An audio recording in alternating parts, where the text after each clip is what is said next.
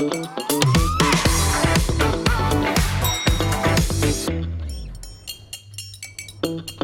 இல்லாம colour print பண்ணுங்க, அதுவும் மிக குறைஞ்ச விலையில. Epson eco tank printers. இது வெறும் ஃபேபுலஸ் இல்ல, இது டோட்டலி பிரிண்டபிளஸ். தற்போது வந்துள்ள அண்மை செய்தி, பீகார் முதல்வர் நிதிஷ்குமார் ராஜினாமா செய்ய இருப்பதாக தகவல் வெளியாகியுள்ளது.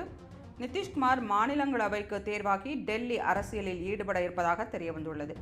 பீகாரில் பாஜகவை சேர்ந்தவர் முதல்வராக ஆக இருப்பதாகவும் நிதிஷ்குமாரின் மகன் நிஷாந்த் குமார் துணை முதல்வர் ஆவார் என்றும் தகவல் வெளியாகியுள்ளது.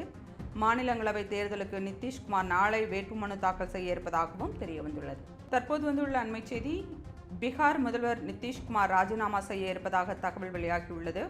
நிதிஷ்குமார் மாநிலங்களவைக்கு தேர்வாகி டெல்லி அரசியலில் ஈடுபட இருப்பதாக தெரியவந்துள்ளது. பீகாரில் பாஜகவை சேர்ந்தவர் முதல்வராக ஆக இருப்பதாகவும் நிதிஷ்குமாரின் மகன் நிஷாந்த் குமார் துணை முதல்வர் ஆவார் என்றும் தகவல் வெளியாகியுள்ளது.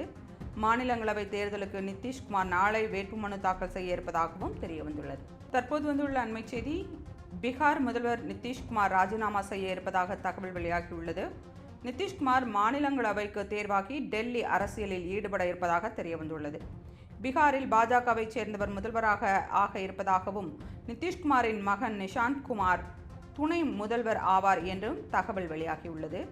மாநிலங்களவை தேர்தலுக்கு நிதிஷ்குமார் நாளை வேட்புமனு தாக்கல் செய்ய இருப்பதாகவும் தெரியவந்துள்ளது.